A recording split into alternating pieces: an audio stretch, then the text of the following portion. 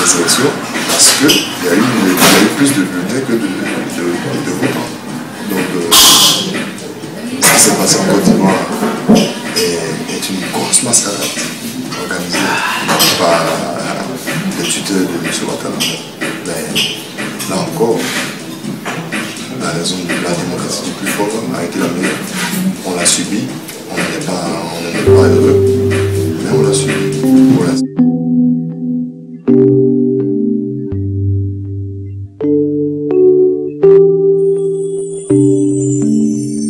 La vie a aussi besoin de quelqu'un comme toi, ni meilleur ni pire, ni plus expérimenté ni plus confirmé. Ce pays a aussi besoin de quelqu'un comme toi. Eh oui, seulement des gens comme toi. J'étais à la place de la Nation à l'occasion d'une manifestation quand nous avons vu un témoignage émouvant de William Atébé. Il arrivait d'Abidjan. Il nous a expliqué comment tous les proches de Gbagbo et les populations abidjanaises supportaient depuis plusieurs jours les bombardements incessants de la France pour essayer de capturer et de faire tomber le régime Gbagbo. Il faut savoir que on veut nous dire que c'était bien de faire tomber le régime de Laurent Gbagbo, mais il faut savoir aussi qu'il y a eu des dommages, des victimes. Il n'y a pas eu que des dommages matériels, il y a eu plus de 2700 victimes civiles. Nous avons vu des décisions, des implications de toutes parts, dont la France, et nous avons bien vu que la France, qui était en tête de cette coalition, s'est impliquée de façon manifeste, jusqu'à même envoyer une armée contre une population civile et détruire tout le potentiel de l'armement d'un pays. Aujourd'hui, il n'y a point besoin de chercher ailleurs qui nous envoie. C'est inacceptable, inadmissible qu'en 2011, une force soi-disant puissante vienne bombarder un État souverain, une nation, un peuple qui tue impunément des jeunes qui sont l'avenir d'un pays, d'une nation. Alors là, je suis tombée de nuit. Je ne pensais pas que la France, soi-disant un pays civilisé, un pays des droits de l'homme, puisse aller jusqu'à ce point-là. C'est inadmissible. C'est inadmissible.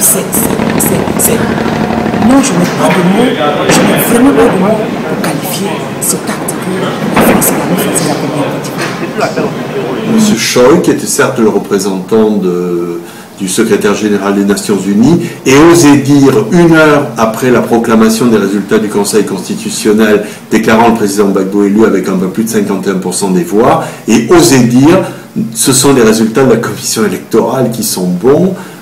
Il ne pouvait se permettre de dire ça que s'il était sûr d'avoir l'appui de la France, des États-Unis. Et on a vu d'ailleurs que dans les heures qui ont suivi, aussi bien Barack Obama que Nicolas Sarkozy ont dit c'est Alassane Ouattara qui est président.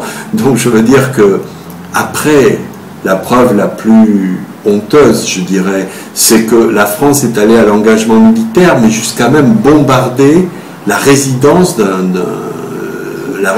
présidentielle, ce qui est proprement aberrant. Ça ne s'était quand même jamais fait dans l'histoire des rapports entre la France et l'Afrique, et pourtant, Dieu sait s'il a été parsemé d'atrocités. Et je voudrais quand même souligner que le prétexte de ces bombardements, je dis bien le prétexte, c'était qu'il fallait éviter que M. Gbagbo utilise ses armes lourdes contre la population civile. Je me permets de dire que les bombardements français ont fait des centaines de victimes civiles, mais civiles ivoiriennes, que ce soit dans plusieurs zones d'Abidjan, aussi bien autour des poudrières d'Akwedo qui ont explosé, vers la base sous-marine, autour de la résidence, à côté de l'hôpital militaire, au camp d'Agban. Je rappelle quand même que le camp d'Agban est un camp dans lequel il y a certes des gendarmes, mais il y a aussi leur famille, donc je vois mal comment on peut faire des bombardements sans avoir de créer des victimes civiles.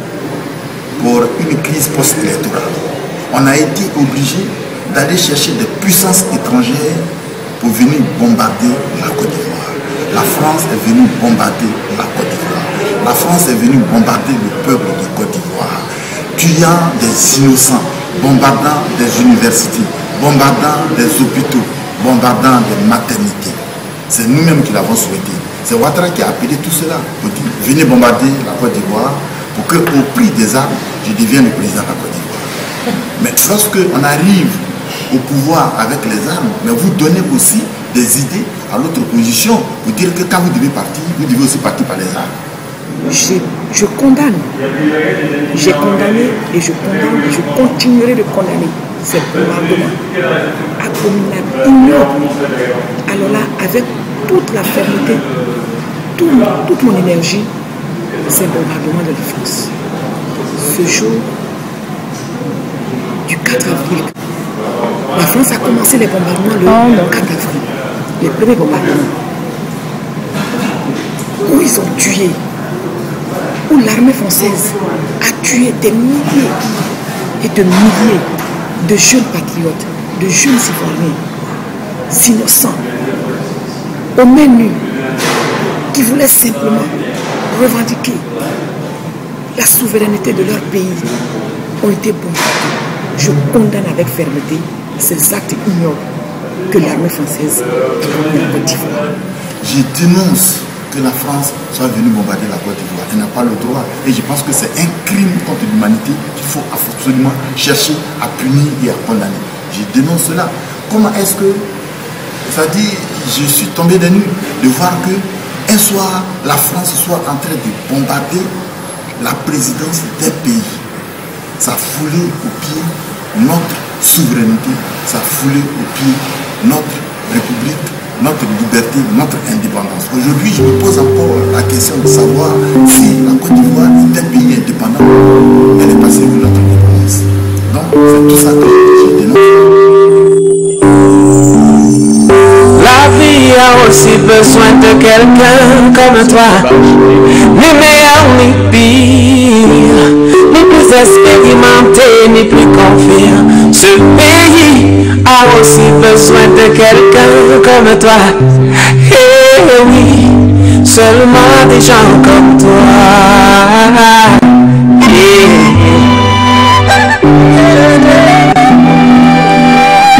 Autour de toi, ça chauffe, ça dégringole.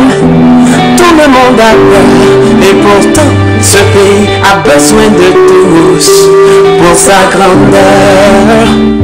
Et toi tu ne regardes que les autres, de quoi as-tu peur? Essaye de consulter ton cœur, ces battements te diront que la vie a aussi besoin de quelqu'un comme toi. Ce qui apparaît quand même très clairement par rapport à la couverture de tous les événements qui se sont produits en Côte d'Ivoire, et ceci depuis, je dirais, 2000, 2002 et 2004 en particulier, c'est que on a eu le sentiment que, à quelques rares exceptions près, on avait une voie assez unilatérale, c'est-à-dire en quelque sorte le président qui était en place était vraiment l'homme qu'il fallait écarter, l'homme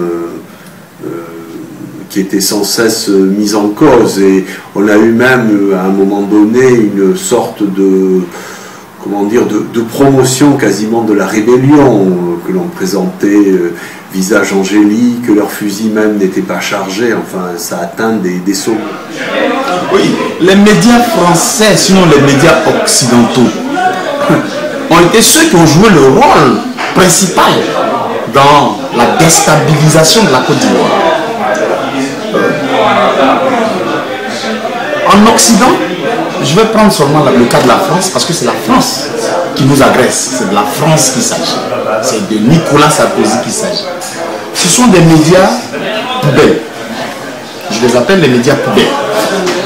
Ce sont des médias qui sont muselés, ce sont des médias qui n'ont pas le droit de dire des choses que Nicolas Sarkozy ne leur a pas demandé de dire. Est-ce qu'il faut le dire? Donc leur rôle a été prépondérant dans la crise post-électorale. Et je dois dire que sur la fin, ça a été particulièrement virulent. Il y avait toujours les mêmes journalistes de magazines parfaitement en place en France. Si je peux les citer, notamment l'Express, qui était une véritable porte-voix de M. Alassane Ouattara. Que celui qu'ils avaient présenté comme le champion de la démocratie, M. Ouattara, ils avaient peut-être oublié que ce M. Ouattara était quand même celui